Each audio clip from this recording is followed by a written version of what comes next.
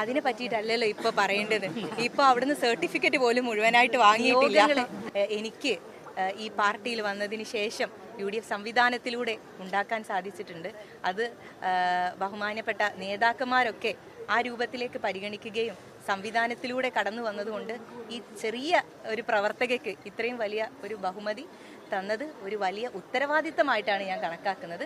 അതിനോട് 100% പിന്നെ എൻ്റെ എല്ലാവിധ പ്രയത്നവും ഉപയോഗപ്പെടുത്തിക്കൊണ്ട് നീതിപൂർവമായിട്ട് അതിനെ കൈകാര്യം ചെയ്യാനുള്ള ശ്രമം നടത്തും.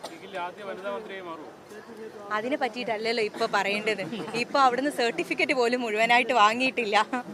അപ്പൊ എന്തായാലും എല്ലാവരോടും നന്ദിയുണ്ട്. പേരാമ്പ്രയുടെ മണ്ണിലേക്ക് നിങ്ങൾ എല്ലാവരും വന്നിട്ടുണ്ട്.